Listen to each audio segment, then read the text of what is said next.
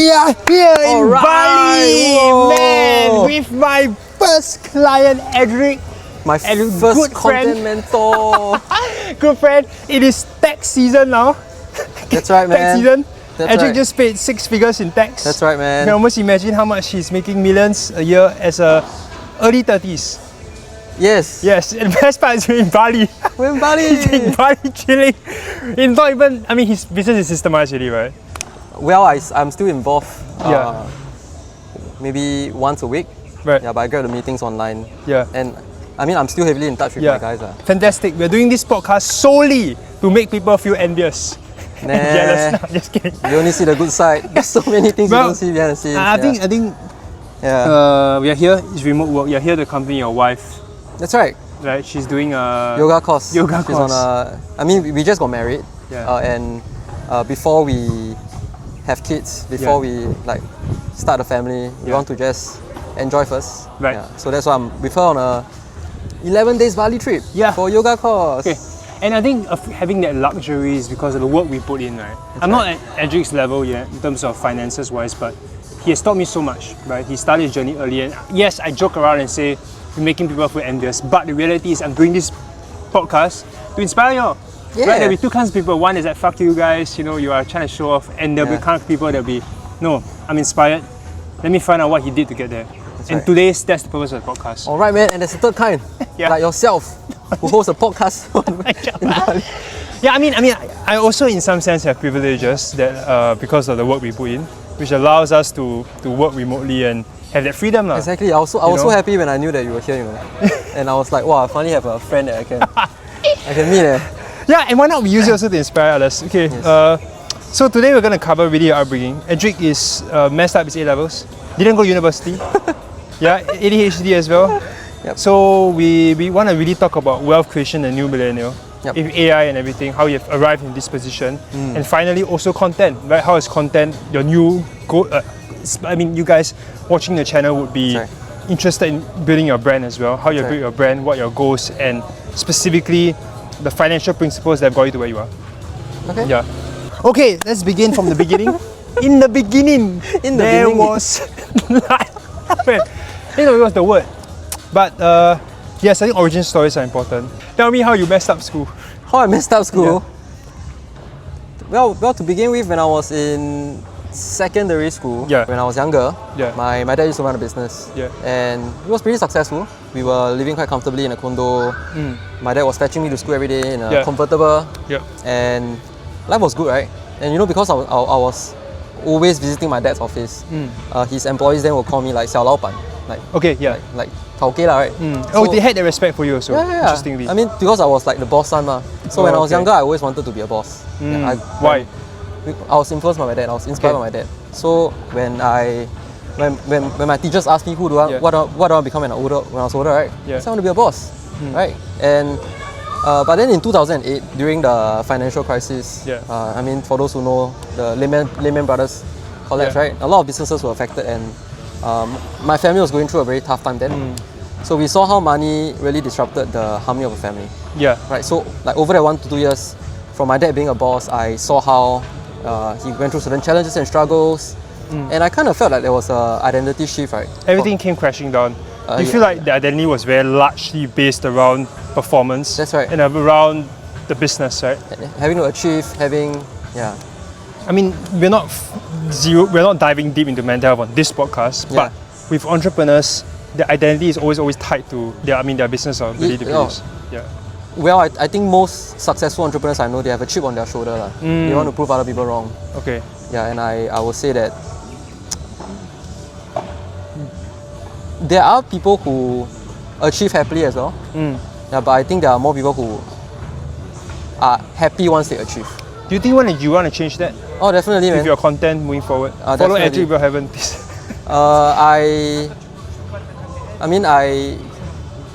There are times in my life where I hit a new high in my businesses or in other Yeah. areas, right? I was happy for like a day, and the next day I started feeling depressed because I was comparing with others, and I didn't even take time to celebrate. And I find it very suffocating.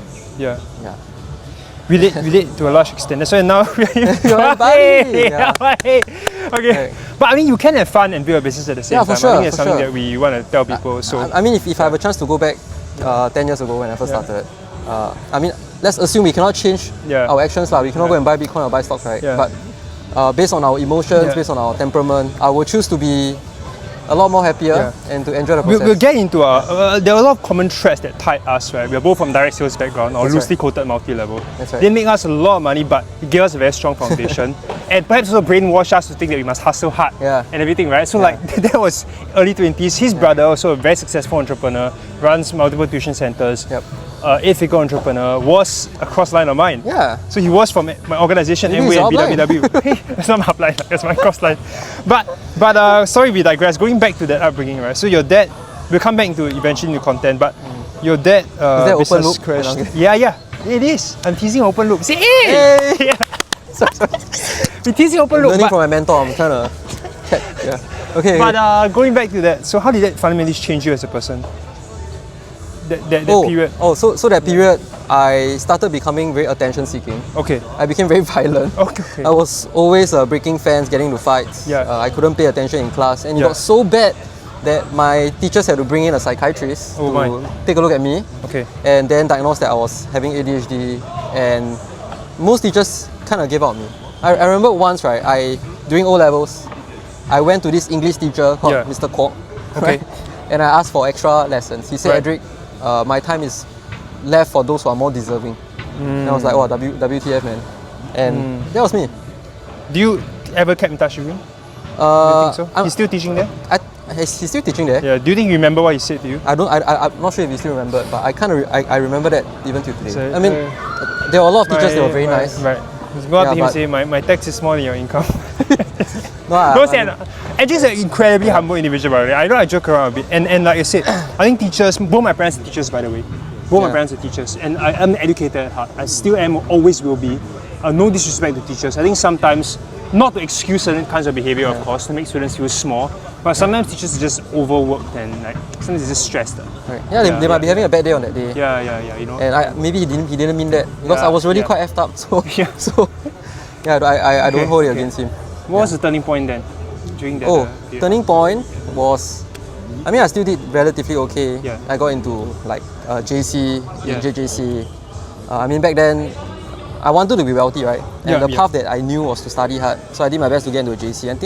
But I think the turning point was when I didn't do very well. Right. Yeah, I had like straight C's with a D, maybe can attach. Yeah. And I think the narrative that you were told since young is that you have to study hard, get good grades. And the moment you screw that up, I think that was very scary for me. Yeah. It kind of bring back memories when like things started to fall apart at home and things like that. Okay. You know? And that's a trauma response, right? And so how do you deal with that trauma response, especially after your results came out? Well, after my results came in, I remember I was still in NS. Yeah. I couldn't do much except to stay in camp, right? Yeah. But I recalled that there was one incident that really changed my life. I was just having a chat with my friends from Raffles and Hwa Chong. Raffles, right? And NS. Okay. I was surrounded by like scholars. And I remember I had a friend who told me that he didn't do very well for his A-levels. I was like, oh, okay, how well do you do for your A-levels? Yeah. I thought I finally found a friend, right? That had like straight C's and D's, right? Yeah. Turns out he had straight A's. Then I was like, then why did you say you didn't do well? Oh, because I couldn't get into med school.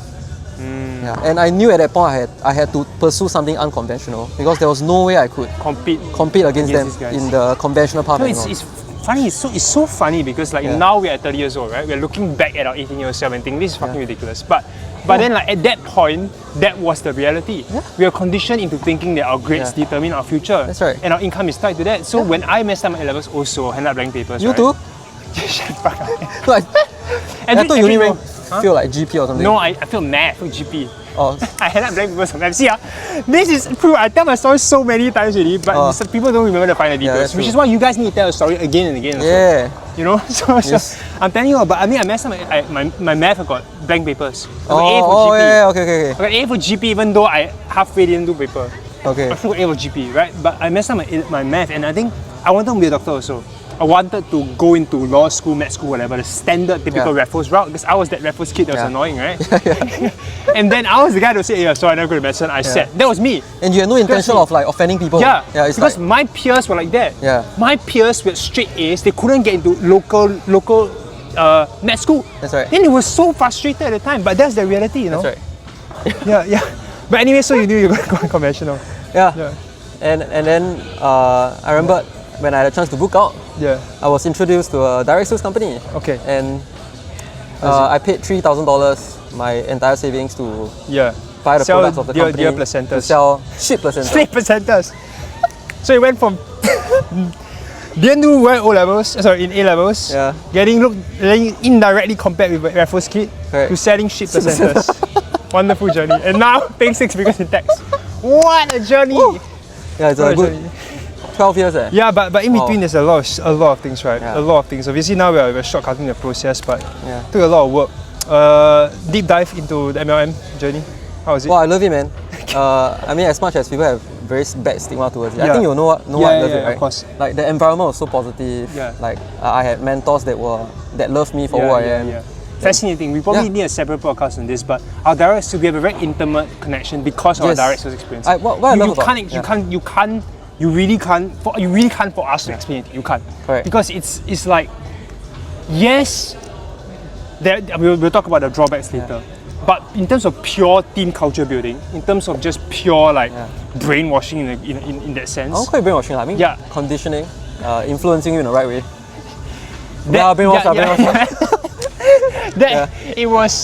It was great because then it taught you to believe that you can do it. It brainwashed you to be better. And that we took those principles and applied in our businesses in the future, right? And so, tell me at the peak of it, man. At the peak of the direct sales experience, what was it? Wow, okay. I tell what I really like first. It's the first time in my life, right, where I found out that you could make money without going through the unconventional path. Right.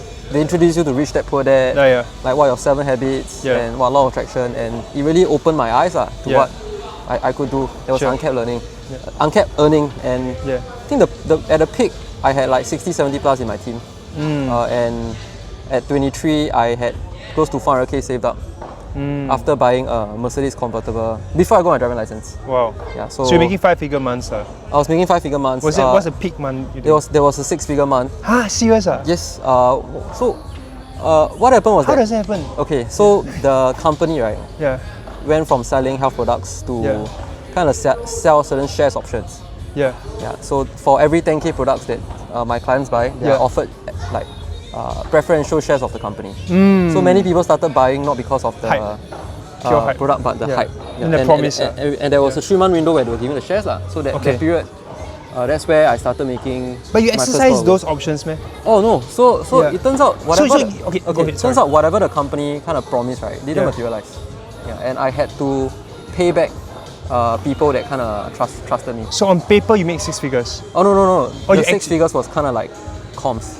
Oh shit! And on paper I had 7-figure shares. Oh shit! Yeah, I had like 7 figures worth of shares from that company. And in fact, many of the commissions I made, right? I actually went to buy back the shares in the company. What was that big promise? Some island somewhere? Well, they were listed on OTC, and they were going for like major listing in Nasdaq. So when that happens, when the shares are unlocked, the counter price will be like 3 times of what we bought in, and we could sell it. Why did nobody question at that time?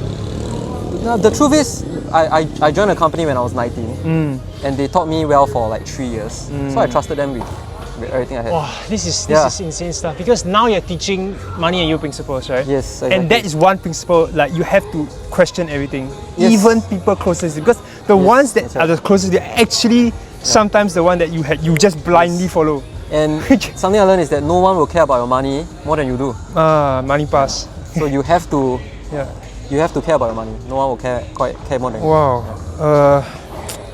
So when did it start crashing down? I mean, at 23 was 2018, right? So they said that the shares will materialize in 18 months. So 18 months was up. And people started questioning like, why wasn't it listed? So they started to give excuses to delay 6 months. After another 6 months, they gave another excuse. And you know, after the second time, I started to felt I felt something was off. Yeah. So I decided to leave the company and Okay. started Inspire. Okay, so we don't just leave the company like that, right? Because you spend so many years there. Yeah. I spent 10 years in Amway. I came out 5 years after Edric. Yeah. You know, and it took me a lot. So what was that like? That breaking point, and you say that. What was that breaking point? I guess it was a conversation I had with my brother. Yeah. So I'm very thankful to have a very good brother. Like Jerry, if you're watching this, Yeah. shout out to you. He's 5 years older than me, and he back then he had a very positive mastermind group. Yeah. So I kind of met this guy called Ken. Yeah, yeah. And at that point of time, my brother told, because I introduced the company to my brother. Yeah. So my brother told Ken to analyze the company, and straight up he told me that it's rubbish. Right. It's nonsense. Okay. And no, part of me just couldn't accept it. But when the company started delaying, right, Yeah. I wasn't learning. I learned many bad habits from my previous company. Like I started smoking every single day. I was having supper. I was drinking. I was taking substances, flashing all the material stuff. And They made you buy a convertible. Say that's the way to sell. that's why I bought a convertible, right? Yeah. and Without a license. That's right. And to today, I'm always very. When it comes to people flashing the material stuff, I always feel very turned off because of what I face. Having millions in your bank account, or not bank account, I mean, in total assets, right? Also, Bank account also. bank account also. Okay. I had to clarify. I was just trying to, you know. Kidding. Do you think it affects the way you view others, or like No. I mean, in the past years, I used to judge others based on how much they have, Yeah. based on the results that they have. But I realized it was very painful once I did that. I Yeah. couldn't feel any real connection. Like to me now, how much money you have, right? It's just a reflection of what good money habits you have. Right. Yeah. It doesn't reflect you as a person. Yeah. And to me, You think so? I think so. Like So you have many wealthy people that are assholes, okay? Okay, I think that we are not equal in the marketplace, but we are all equal as souls. Yeah. Okay. Alright. Yeah, Wow. I wanted to complete the story. Yeah. Oh, what was the science? The science. Yeah, like the chat with my brother Yeah. kind of got me out. Yeah, pardon me, I digressed here. We're no, creating it's- another open room because we're going You got back to ADHD the- also, is it? Yeah, I'm just trying to keep this engaging. And then it's going back. Dog just very cute. I don't know whether it's in frame or not. Hi. The dog just ran past us. But creating open loops to them, because eventually we'll go back to money habits, right? How you make money. But so you came out of that, started Inspire. Yes. Okay, you started a company. Summarize for us. Okay, so I took what I love from my previous company, Yeah. which is the culture, Yeah. which is teaching the right mindset, Yeah. the sales ability, Yeah. the values. Yeah, and this time around I wanted to remove the things I didn't like. Yeah. So I didn't like the fact that companies manipulate people to buy nice cars. Yeah. They do this in insurance a lot, property a lot. So I had a director who told me that I want my guys to buy more car so that they can work harder to earn more for me. Yeah, so I didn't want that. So I wanted my guys to spend their money on assets, and we wanted to sell something that can really impact lives. That's Yeah. why we chose to deal with educational products. Sure. Yeah. Okay. And so you assemble a team to sell educational products, Yes. right? Briefly summarize what kind of products these are. We work with adult learning institutes. We work with like any education providers. Okay. In like Got it. Yeah. and we basically do the marketing and Sure. the sales for them. So like Okay. roadshows, door to door, Yeah. Facebook ads. Yeah. Yeah. Tell me about setting up. On paper, it seems so simple, right? On paper it seems so simple. Like, okay, well, just assemble a bunch of people to sell stuff. How hard can it be? That's what people are thinking, right? Yeah. Man, I'm telling you guys, man. Yeah. You to assemble a sales team and keep them motivated with incentives to build a structure in, to recruit constantly. Wow, All this yeah. takes time, man. Yeah, and yeah. So I'll give a pat on my shoulder. Like when I look back, there were many mistakes and challenges faced. Yeah. For starters, when I started the business, I got scammed 100K because the partner that I found, right, kind of charged me 6 figures to sell the product, but ended up he didn't even own the product. Right. There were partners that we sold for. Yeah. Like, so when I first started, I did door to door with like 2 of my other team members. Yeah. So we knocked like 6 hours a day, like 6 days a week. We had like 200, 300 closings Wow. in a month. Yeah, but we didn't get paid a single cent. Okay. because the partner told us that Yeah. the student didn't complete. Yeah. I had a team member that poached my whole company. Yep. There was one day I received 15 resignation letters overnight. Yeah, one by one. And then my friend found on Instagram, the page was named, my company's called Inspire, right? Yeah. The page was called N something. And the people following the account were those that left. So when you connect the dots, you know what happened. Okay. Yeah. Do you see that coming? Do you blame that person? Oh, of course. When that happened, I was in a victim mentality, right? Yeah, I kind of blame the person. Like, how could the person do this to me? Yeah. I treated the person so nice. Yeah. But looking back, I take responsibility because I just wasn't a good leader, lah. Yeah. And that is amazing because that's one cornerstone of wealth. Responsibility, the ability to respond. Yeah, take responsibility. Yeah. How do you switch from that victim into when do you stop and say, you know what, enough is enough, I have to move on? I mean, I was asking myself, like, if my leadership ability was comparable to like Jack Ma or Elon Musk, right, will my guys even do this? The answer is no. In fact, these leaders, right, have people who are willing to die for them. Yeah. And the conclusion was that I just wasn't a good enough leader.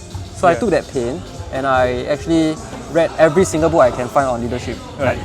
Like 5 Levels of Leadership, 21 Irrefutable Laws of Leadership, and just devoted to becoming a better leader in like 3 to 6 months. Amazing.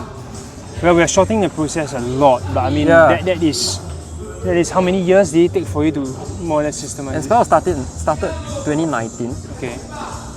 6, 7 years. Yeah. I'm not going to do that. I think some people in chat don't even know what it means. The fact that we know this means that we have enough time to go and like. I would say that perhaps 2 years ago was when I started to have more time for myself. Right. After I paid 130K to learn from my mentor in China, where he thought about how I could set incentives, having a mission vision, how to attract the right people, how to have the right culture, and that was when more leaders started to 5 years. grow. And also that's probably around the time 3 to 5 years where companies start to make like serious money, profitable. I say 3 to 5 years only because like this is like a general like timeline from 0 to 1, or even some people might do it faster. If AI, I don't know, man. AI might even be faster already nowadays from 0 to 1 mil. Yeah, but anyway, the core principle is that you need. Just let me summarize. Please go back and forth with me. Yeah. I think the core thing is that it's a forfeit game, which means that you continue doing the same thing over and over again. You reiterated it. You didn't try to get distracted. You were distracted by other opportunities. Of course, yeah. Okay. But not for long, not for long. So you went back to really just focus on Inspire. Yeah. Okay. Oh, I also did trading. Bought some crypto here and there. Yeah, there were definitely distractions. Okay. But fundamentally, I mean, wealth is created. I was in sales. Fundamentally, I doubled down on sales. Yeah. Human management, team building.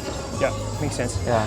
And then eventually transition to content. That's where we met, right? Yeah. That's right. So 2013, early 2024, I think we met. Yes. Early 2024. When I first started my content journey, he started his content journey. Around the same time. I think I started earlier than you. Yeah, he started early. Yeah, but you blew up like very quickly. Yes. I was like, whoa, this guy is. Yeah, and then I found out that Gerald's your brother also. I thought it's like just a mentor, but no, actually a blood brother. Yes. Yeah, then I met him, I remember the first time at Bugis. We sat down, we had a chat. Yes. Wow. Jackfruit.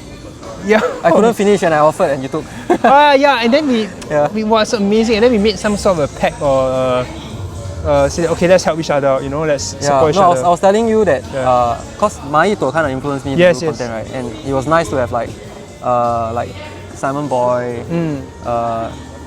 Luki. And I was like, hey, if you could have like a English version, it'd be nice.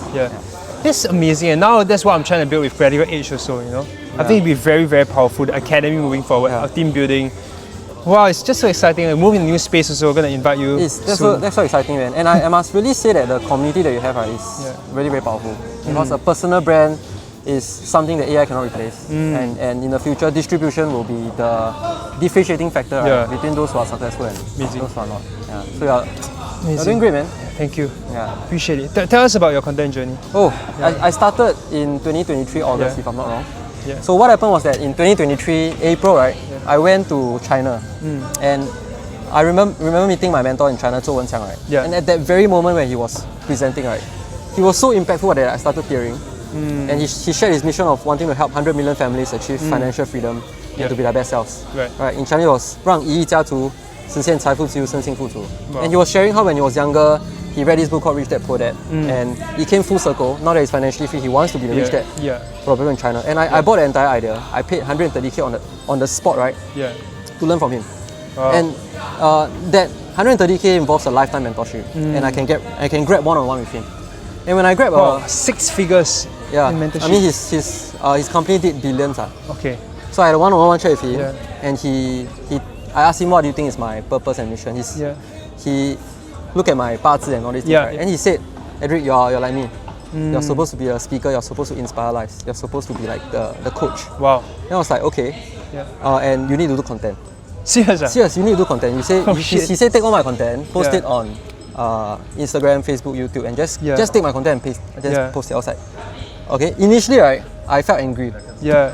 I was like, this guy made me pay 130k to ask him to do the same thing. It's like scam. This was me. Yeah. Alright. Then in 2023 July, I went for operation. Long story short, during the operating theatre, I reflected a lot about in life, and I thought about something that I'll be proud of. It wasn't the material stuff that I had. It was the impact that I brought for my team members. And after the surgery, I decided that if I were to make it out, I would double down. Okay. Yeah. So that's roughly around the time you met me. So that's why I posted my first video. It took me 20 tries to post my first video. I was so scared. I had a very huge fear of how people judge me. I mean, looking back, because I always have a chip on the shoulder, right? Being a beginner kind of scared me a lot. So similar, you know. Now my clients also tell me the same thing, and these are people making a lot of money. So I'm always very fascinated. Very fascinated. But I get it because you're a beginner in a different field. Exactly. But you know, Naval Ravikant said that pride is the most expensive trait. And successful people have the willingness to look like a beginner. Like you know, Elon Musk, he made 200 million from selling PayPal. Then he immediately invested 100 million in SpaceX, 80 million in like Tesla, 20 million in something else. Then he go and borrow money to spend. It's like crazy. I remember the quote. He said, "Pride is the anesthesia that deadens the pain of stupidity." Yes. I subconscious. I just the way he put it was amazing.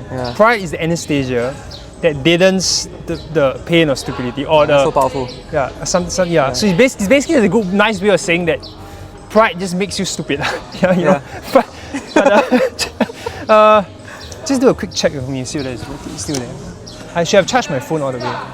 Yeah. Okay, can. Still recording. Okay. Wow. And then from there you do 30 iterations, and then you start to grow the account. But it wasn't at the mass level yet, right? And I think that's where you met me around that time also. Well, I had around 4-5k followers, not much. Or close to 10k, I can't remember. I had friends that helped me. Raymond. Raymond kind of was the one that pushed me to post. Very thankful for that. Shout out to Raymond. He has a studio. He has a studio as today. well. You can check out Raymond Win Studios. Then I think it was only 2024 that I met you. I think we met 2024 Jan. But I started my content thing in 2025 in March. He came for the first class, I remember. And then after the class, he chatted with me. He tried to make me an offer at that point in time because he was thinking of building a separate channel, remember? Then he said, can you want to do this? But in the end, we ended up deciding that, okay, let me consult you on your main channel. That's right. And we do like a simple barter trade or something. And and then that blew up. I think we did a few videos, gone viral. Can I just add on why I chose to do this? Sure, I believe that all of us have natural gifts and strengths, right? And for me, content wasn't something that came naturally for me. I mean, I needed to be very intentional to bring out certain content. Like whenever I script, it takes me very long. But for Kevin, I realized that he has a gift. Like whatever he shared, right, seemed so easy to him, but to me it was like, wow, like Kevin really has an eye for content. And plus, you came from a direct sales background, you could teach, and I think that was rare skills combined. That was like what Stephen Butler said about skill stacking. Right? Like you have to do that. That's an unfair advantage. You know, like the funny thing is I didn't see it. Actually, I had so much more experience in traditional business at that point. Like, I just came out of Amway, so I didn't have much traditional business experience yet, right? But Edric saw what I couldn't see at that time. He was like, No, like it's a 7-figure business. Like he told me straight up, like this is, you just double down on this. Initially, right, I didn't listen. That's the best part, right? I had to go through the knocks. Initially, I didn't listen. I went with so many other things, right? Furniture. I tried to build some sort of like a brokerage, something. No, because you see, my personal brand a lot of opportunities, right? So maybe like also like some GP clinic also. I try to get people to invest in GP clinic. Invest in F&B. Yeah.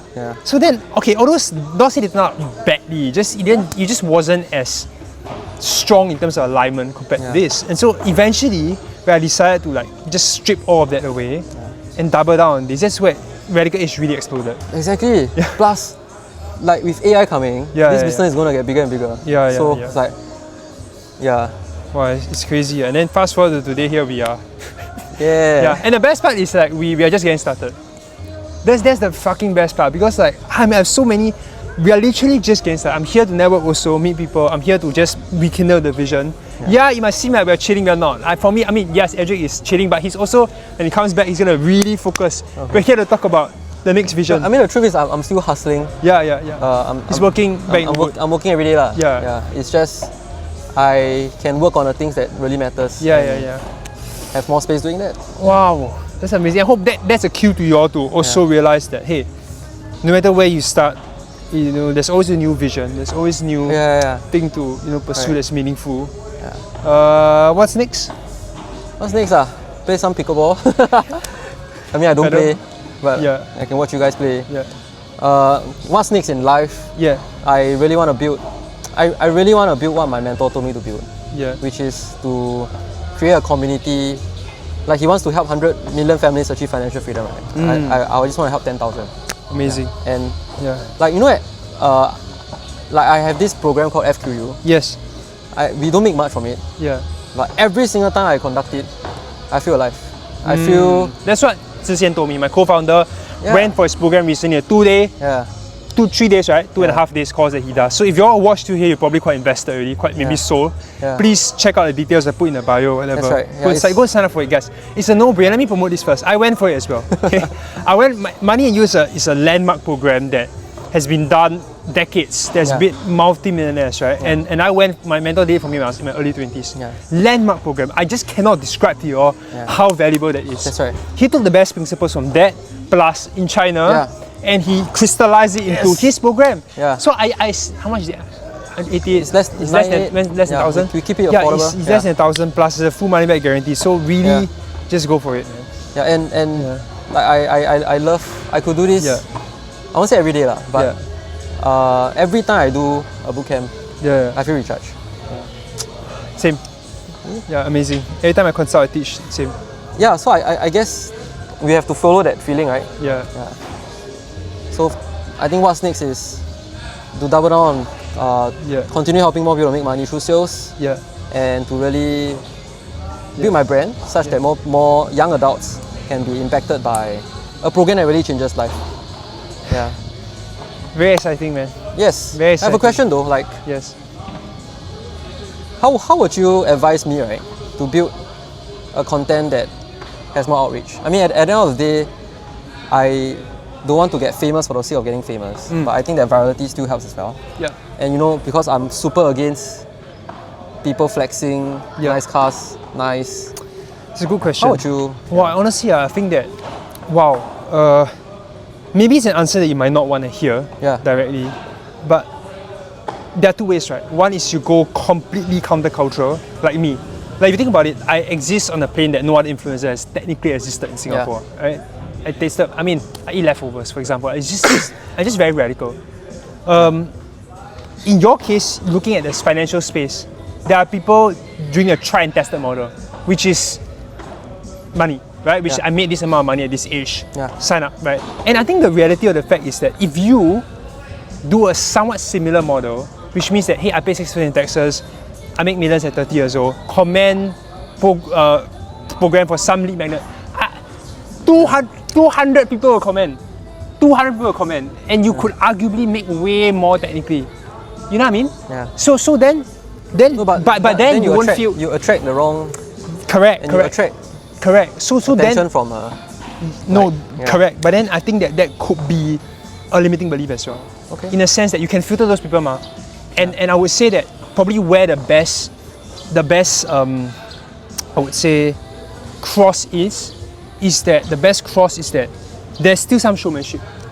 But showmanship in a way that is backed by groundedness, and the tonality in which you are saying it is not showy. It's not like arrogant. The tonality is that I want to serve, I want to help. That's why I say at the start of this podcast, this is just human nature. Yeah. I had to say that I'm Bali tax season, 6 figures in taxes. If I don't say that, right, nobody want to listen. Not like nobody, but they wouldn't have any like reason to know that we have value. That is just an unfortunate truth of the content, because we only have that 5 seconds at the start to show that, okay, this is someone I want to listen to. Then when you build a more brand and people recognize you more, like Homozy, then he doesn't need to do that anymore. Yeah. You see what I mean? Yep. Homozy doesn't do that because people already know. Yeah. So I would say that we have to double down on some showmanship, but the education aspect of it, the middle funnel, bottom funnel, has to be there. Yeah. Thanks for sharing. Yeah. I guess Let me see another reason why I don't want to share is because I know there are so many people making more. Right. They're quiet about it. Yeah. And it's usually But they're not in the content game. That's true. So that's the difference, you see. Their life mission is what I want to help you shift. Their mission is not to impact other people. Yeah. Their mission is to whatever they want to do with their wealth, right? Yeah. Yours is not. Yours is that you want to share it with other people. Yeah. Very different. Okay. So because you're playing by this context, right, the actions you take have to be different. Okay. Sounds good. Okay, man. We gotta go. I go and play battle already. Hey, Yeah, man. There's Mark. friends Hey, Mark's there. cool man. Hey, we just finished. We just ended.